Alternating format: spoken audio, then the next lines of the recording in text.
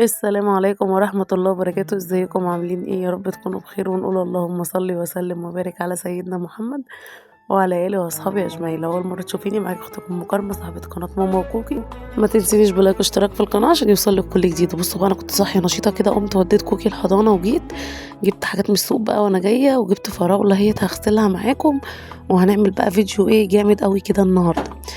تمام. المهم جبت بقى فراولة من السوق عشان عايزة اعمل عصير كده ايه مفيد للاولاد يعني ولينا وعصير حلو هعمله معاكم النهارده. وهو بالمره يعني ايه زي بصوا، حسيتكم ان ده فيديو رمضاني يا جماعه، مش فيديو رمضاني بس احنا هنحس ان هو فيديو رمضاني. المهم بصوا بقى، انا عندي مشكله بواجهها كل مره اروح اجيب فيها فراخ. انا ما عنديش حد بياكل لا الصدر ولا الكتف غيري، ماما وكرمه وكريم وكله بياكلوا الوراك. فانا بصراحه زهقت، يعني كل ما اجيب بقى بيتعاركوا على الوراك وكده. فقلت خلاص انا هجيب بقى ايه وراك، وراك كده ايه لوحدها، يعني مش هجيب فرخه على بعضها. رحت بقى معديه على السوق كده وانا راجعه من الحضانه، يعني بعد ما اديت كوكي. وجبت بقى ايه، جبت 2 كيلو وراك، هو الكيلو كان عامل 70. تمام. فجبت بقى 2 كيلو. تمام، حلوين قوي وهيقضوا الغرض. وجبت بقى البلاستيكه بتاعتي كده وحطيت فيها ملح وليمون. انا ما بنقعش الفراخ يا جماعه غير في ملح وليمون، لا بحط لها دقيق ولا اي حاجه، هو ملح وليمون. تمام. وهبتدي بقى انضف الوراك. انا بشيل الجزء اللي هو تحت ده، بشيله كله كده خالص. وبقعد بقى ايه اغسل الفرخ كده لحد ما احس ان ما خلاص بقى حاطه الطبقه اللزجه اللي عليه ديت كده خلاص. حتى انا اول مره اصور معاكم يعني غسيل الفراخ، بس قلت اشاركه معاكم. ولاجل الحظ البلاستيكه اللي حطينا فيها، كوكي بتقول لكم حطوا لايك، حطوا لها لايك. لاجل الحظ البلاستيكه اللي كنا حاطين فيها الملح والليمون طلعت مخرومه، فضت الميه كلها. بس احنا هنتصرف دلوقتي وهننقلها بلاستيكه اوسع ومش مخروم، اهم حاجه تكون مش مخروم. اللهم صل وسلم وبارك عليك يا حبيبي يا رسول الله. كل سنه وانتم طيبين. بكره ان شاء الله بمشيئه ربنا تعالى اول يوم من ايام شهر شعبان. اللهم بلغنا رمضان يا رب، يعودها عليكم بالخير كلكم وامه محمد اجمعين يا رب. نعم يا كوكي، يعودها عليكم كلكم بالخير يا رب. بصوا بقى، هو بصوا انا بقى بحاول اوريكم على قد ما اقدر، بشيل حتى الجلد الزياده بشيله. كوكي بطلي شخلله لو سمحتي. وبصوا بحطهم بقى، هسيبهم كده ايه حوالي مثلا ساعتين 3. انا كده كده اساسا لسه بدري، يعني ده كده الكلام دوت كان الساعه 10. فاللي هو لسه معايا وقت طويل جدا ولسه النهار واسع. بس ابقى ايه، نجزت بقى خلصت كده كده، صحي من النوم مطبخي نظيف وخلاص عرفت هعمل اكل ايه. فكده خلاص بقى، دي راحه نفسيه في حد ذاتها، دي راحه نفسيه.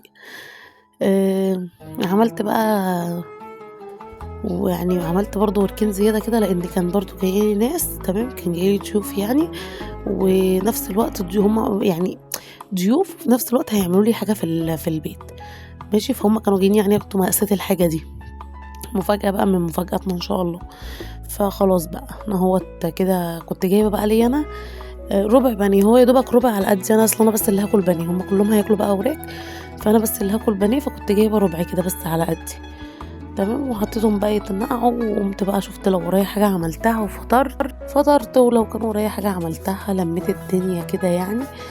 وبعد كده بقى قلت ايه على طول يعني ان شاء الله باذن الله كده ابتدي بقى اعمل الاكل. تمام. جبت بقى كام بصلايه كده قشرتهم. حبيت اشارك معاكم الفيديو كله بقى، يعني مثلا ما اطلع لكم بطبيعته كده يا جماعه زي ما بيقولوا. عايزه اقول لكم ان انا مربوطه بحاجه معينه كده بعملها، فمش عارفه انزل اجيب حاجه رمضان، مش عارفه اعمل اي حاجه. بس ان شاء الله والله في شويه تجديدات قبل رمضان، يعني احنا ايه هنزنق نفسنا شويه في الوقت، بس هنعمل حاجات تحفه باذن الله يعني. وجبت بقى 3 بطاطسات كبار كده عشان نعمل بقى صينيه بطاطس ونعمل رز ونعمل ملوخيه. هنظبط بس اصبروا كده، خليكم معايا للاخر. لسه ما حطيتيش لايك؟ لو وصلتي لحد هنا وما حطيتيش لايك هزعل منك. حطي لايك. اللهم صل وسلم وبارك عليك يا حبيبي يا رسول الله، عليه افضل الصلاه والسلام. كلمه يطمئن بها القلوب والله يا جماعه، والله كلمه كل ما تقولوها يطمئن بها القلوب. يعني من حنيه ربنا علينا خلانا ناخد ثواب وحسنات وفرج وكل حاجه بكلمه بسيطه جدا. ربنا يا رب يبلغنا الجنه احنا وانتم وامه محمد اجمعين. قشرت بقى البطاطس كده، وهقشر كام فص توم كمان. وتعالوا بقى هقول لكم انا بعمل شويه صلصه لصينيه البطاطس دي خياليه، وحبيت اعملها معاكم كمان قدام الكاميرا المره دي. الطماطم اللي عندي كانت خضرة شويه، فهضطر ان انا ازود معلقه صلصه من اللي هي الجاهزه دي عشان تحمر. تمام. حطيت بقى الطماطم بتاعتي كده اهوت في الخلاط، وهزود عليها بقى معلقه الصلصه اللي قلتلكوا عليها اهيت، وهحط التوم فريش زي ما هو في الصلصه. تمام. بصوا الخطوه دي بتفرق جامد قوي، بتديكي بقى نتيجه تحفه كده. هقطع بقى البصل بتاعي اهوت طرنشات كده اهوت زي ما انتوا شايفين. وبعد بقى ما اخلص كميه البصل اللي معايا يعني مش كتير، فانا مرضتش اكتر في البصل يعني، ان اللي متابعني عارف ان كرمه وكريم لو لقوا بصل في الاكل ما بيرضوش ياكلوا. حتى اغلبيه الوقت صينيه البطاطس اللي بعملها ببقى ضاربه البصل في الكب، بس انا المره دي قلت بقى اخير كده عشان خاطر ايه تغيير، فقطعته كده بس ما حطيتش كتير يعني بحيث ان هم ايه يعني ما ياخدوش بالهم، وان شاء الله مش هياخدوا بالهم يعني. تمام. وبعد كده بقى هزود التوابل بتاعتي، ملح وفلفل وواحدة مرقة دجاج. انا مش على طول بستعمل مرقة الدجاج يا جماعة في اكل، بس ايه يعني بستعملها بس مش على طول، في حاجات بسيطة يعني. تمام. هبتدي بقى افرك البصل بتاعي كده بالبهارات اهوت، وعايزه اقول لكم نفس البهارات اللي حطيتها في البصل حطيتها على شفشق الطماطم، هتشوفوا معايا دلوقتي. استنى. قلت بس البطاطس بتاعتي كده الاول وسميت الله وقلت اقطعها كده الاول، وانا بقى عايزه بقى يعني اعود متابعيني او يعني اعود اللي بيتفرجوا عليا على حاجه. اول ما تمسكي السكينه في اي وقت بتقطعي حاجه، بتعملي اكل، بتعملي اي حاجه، حتى لو بتقطعي ليمونه سمي الله. بجد والله يا جماعه السكينه بيبقى فيها شر، وكلمه بسم الله الرحمن الرحيم ده بتمنع الشر مننا يعني، بتبعدوا عننا يعني. الحمد لله ربنا يبعد عننا وعنكم وعن اولادنا وعن اولادكم كل شر يا رب، وينجحهم وما يضيع لهم تعب ابدا يا رب. تمام. اهوت كده بقى ايه، هرص بقى الوراك بتاعتي. عايزه اقول لكم ان الوراك بصوا بقت بفته بيضه، بقت بفته كده منقوعه يا جماعه، بقى لها بتاع 3 4 ساعات، فبقت جميله قوي. خلاص بقى هرصها بقى كده في الصينيه بتاعتي اهوت زي ما انتم شايفين، وهجيب بقى شفشق الصلصه بتاعي. مش هشغل الخلاط تاني، انا هقلبه بالمعلقه كده وخلاص. لو انت عايزه برضو تدوري الخلاط تدويره كده بالبهارات براحتك. وهفضيها بقى كده على الوش. تمام. وعايزه اقول لكم ان كده ولسه بدري يعني، لسه قدامي وقت طويل جدا، بس انا قلت اعملها واجهزها واحطها على نار واطيه خالص. بعد كده بقى تعالوا هقول لكم فاكرين بقى الفراوله اللي جبتها في اول الفيديو قلت لكم هنعمل بيها عصير مفيد جدا؟ بصوا انا عندي كرم وكريم الانيميا عاليه قوي عندهم، ودلوقتي احلى علاج طبيعي ممكن تعمليه في البيت. فانا بقى جبت الفراوله وجبت البنجر اهوت، وبعد ما ولعت على صينيه البطاطس هقشر البنجر وهسلقه عشان خاطر نعمل لهم بقى ايه فراوله بالبنجر. فراوله بالبنجر مش هيبان فيها قوي طعمه، وفي نفس الوقت انت كده اديتيهم قيمه غذائيه عاليه عشان ايه فقر الدم بقى والحاجات دي. انا بحاول على قد ما اقدر والله ان انا ادخل لهم يعني حاجات مغذيه في الاكل وفي العصاير وفي كده، لان دلوقتي بصراحه الموضوع بقى صعب قوي يا جماعه يعني. الحمد لله ربنا يا رب يقوينا ويعيننا ويخلي اولادنا جميعا. هزوده بقى كده ايه شويه ميه. تمام. وهرجع اوريكم بقى انا بزوده ميه وانا بسلقه، بحط عليه معلقتين سكر كده بيدوله طعم حلو برضو، عشان خاطر ايه يحلي معايا اسرع زي السيرم كده. تمام. هولع بقى عليه، وفي نفس الوقت بقى كنت حمرت الشعريه هنا، بس انا كنت هنجز معاكم الفيديو يعني، وحطيت الرز بتاعي كمان وهديله تشويحه كده محترمه مع الشعريه. وعايزه اقول لكم بصوا هي كميه الرز دي قليله، بس في حاجه بقى، انا كان عندي شويه رز في التلاجة بايتين، فقلت هعمل شويه صغيرين وبعد كده هدرب الرز على بعضه البايت على المستوي. والله العظيم ما هتدري ان كان في بايت اصلا، بس يعني اكيد مش هنرميه دلوقتي، كل حاجه غاليه وكل حاجه بفلوس يا جماعه، فاكيد مش هنرمي اللي هو البايت. فانا اول ما دوت يستوي كده ويتشرب ويتلدن معايا هقوم حاطه عليه التاني ومديها تقليبه وحاطه على وشهم حته سمنه. خلاص الرز رجع تمام معايا، ورجع اكنك لسه ايه يعني لسه عامله كله دلوقتي. جبت بقى الفراوله بتاعتي، وهم اساسا هم عندي مش بيحبوا الفراوله غير عصير، فانا بقى هعملها كلها عصير. هعمل نصه باللبن ونصه بالبنجر.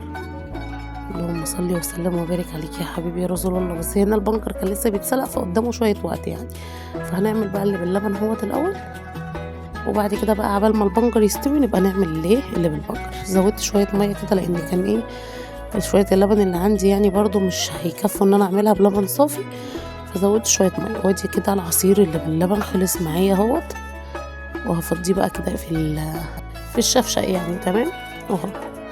وبعد كده بقى هعمل ايه اللي بالبنجر. ادي الفراوله برضو، وده البنجر كان اتسلق وبرد معايا كمان شويه. تمام. فهزوده بقى شويه ميه وهعمله انا كده بقى مع نفسي. تعالوا نبصوا على الفراخ كده في الفرن. بسم الله ما شاء الله اللهم بارك. انا كده لسه ما ولعتش عليها الشوايه. وده بقى كده كان غدانا النهارده، ايه رايكم؟ كنت بقى انا طبعا هاكل بانيه مش هاكل معاهم، وكوكي كمان هتاكل بيض، فكنت بقى ايه عامله الاكل دوت وعامله لكل واحد اللي هياكله يعني، فاهميني؟ وعامله شويه ملوخيه عجب. المهم تعالوا بقى نشوف كده بعد ما اتغدينا والناس اللي كانت جات ومشيت وخلاص بقى. انا مش بحب يا جماعه بقعد يعني ابيت مواعين في المطبخ، بحب اغسلها على طول. فقلت خلاص بدل كده كده الناس اخدوا واجبهم ومشوا، وبرضه عملوا الشغل اللي كانوا هيعملوه يعني، او اخدوا المقاسات زي ما بيقولوا. يلا بينا بقى احنا كمان نتنشط ونغسل بقى ايه شويه المواعين اللي عندنا دولت كده في السريع، بحيث ان ما يبقاش عندنا حاجه الصبح يعني نبقى فايقين بقى. هنصحى نفطر، هنودي كوكي الحضانه، وكريم طبعا عنده امتحانات بكره، ربنا يا رب يقويه وينجحه كده، فاهميني؟ فبقى فضيت الصينيه كده وركنتها على جنب، قلت هغسلها في الاخر. ويلا بينا نشوف بقى شويه المواعين اللي عندنا. انا بالنسبه لي يا جماعه المواعين دي كتير قوي كده، هي مش كتير بس انا بالنسبه لي كتير. انا طبعا بحب ابدا بالكوبايات كده. لسه بقى الصابون بتاعي نظيف يعني كده والليفه نظيفه، نبدا بقى بالكوبايات. انا يا جماعه بحب الم المواعين اللي عندي كلها في الحوض واغسلها كلها مره واحده، تمام؟ بس بقى بنظمها يعني، ببدا مثلا بالكوبايات، بعد كده الاطباق، بعد كده الاخر خالص الحلل، فاهميني؟ عشان بحيث ان ايه طول ما انا شغاله الصابون يفضل نضيف معايا. ممكن اغير الصابون تاني لو ديت بقى مواعين سمك ولا كده. المهم اللهم صل وسلم وبارك عليك يا حبيبي يا رسول الله. صلوا على النبي يا جماعه. خلينا ناخد حسنات في يومين مفترجين زي دولت كده، يومين حلوين، يومين كلهم خير وبركه كده يا رب، دايما يعودها علينا وعليكم وعلى امه محمد اجمعين بالخير يا رب. سيبكم شويه بقى وارجع لكم.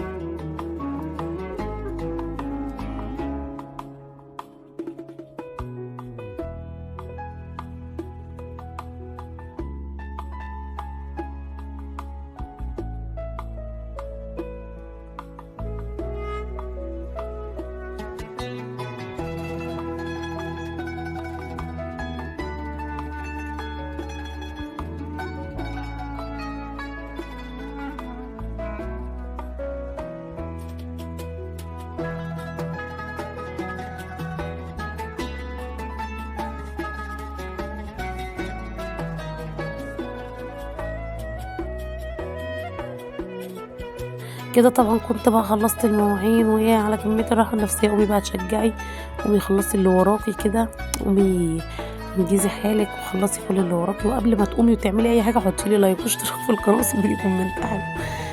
يا رب يكون الفيديو عجبكم، يا رب يكون خفيف على قلبكم. وده كان يومي النهارده كده من اوله لاخره، حبيت اشاركه كله معاكم عشان انتوا اخواتي وحبايبي. ربنا يا رب كده يديمكم نعمة في حياتي، حتى لو انتوا شوية صغيرين. انا عندي والله الكومنت اللي بيجيني مثلا من 10 او 15 شخص دولت عندي بالدنيا وما فيها. بحب استمر لاني حاسة ان انا بفيد حتى لو 5-6 اشخاص بحاجة واحدة، لحد ان شاء الله ما القناة تتشاف وتتعرف، وباذن الله بيكم انتوا هتتشاف وتتعرف. بصوا بقى كنت خلصت كله، بس عايزه بقى اوضح لكم حاجه. اللي في الحله دي كنت غاليه فيها تقريبا بقدونس، بقدونس مغلي، لإن دوّة بيبقى حلو جدًا ومفيد للكلى يعني وكده، فكنت غالياه وخلاص بقى ماما شربت منه كذا يوم يعني، فخلاص هاغسل بقى الحلة كده وهاشيلها بقى مكانها عشان ما يبقاش عندي حاجة على الرخامة، لا حلل ولا أي حاجة. ويا رب يكون الفيديو عجبكم زي ما قُلت لكم، ويا رب تكونوا استفدتوا منه بفكرة واحدة، وقولوا لي إيه رأيكم في الموسيقى اللي محطوطة على الفيديو برضه عجبتكم والّا إيه والّا أشيلها؟ والبخاخة بقى اللي على الحوض ديّة أساسًا دي مش فيها معطر، بخاخة المعطر محطوطة جوّه في أوضة النوم، البخاخة دي فيها كرول على رابسو، أنا باحب يا جماعة الخليطة دي أوي، خلطة الكرول على الرابسو دي باحسها كده كنز فاهمني، بارُش منها بقى على الرخامة، على أي حاجة كده بيضا، باحس كده بريحة الكرول في البيت مش قادرة أوصف لكم يعني، بس طبعًا باتجنب الحاجات اللي هي مثلًا ممكن الكرول يبوظ. وغسلت الصينية بتاعتي أهوّة زي ما أنتم شايفين كمان، ومسحت البوتاجاز وخلّصت كل اللي ورايا، قومي بقى أنتِ كمان اتنشّطي وخلّصي كل اللي وراكِ، ويا رب يكون الفيديو عجبكم، ويا رب أكون خفيفة على قلبكم، ما تنسينيش بلايك واشتراك في القناة عشان يوصلِك كل جديد، خشي خدي لفة في القناة زي ما قُلت لِك هتعجبِك أوي، أوي، أوي، فيها روتينات، فيها فلوجات، فيها خروجات، فيها وصفات، فيها كل حاجة، خشي بس أنتِ لفي فيها واشتركي وسيبي لنا لايك وهتعجبِك أوي. دلوقتي أقول لكم أستودعكم في الله الذي لا تضيع ودائعه وأسيبكم تكملوا الفيديو.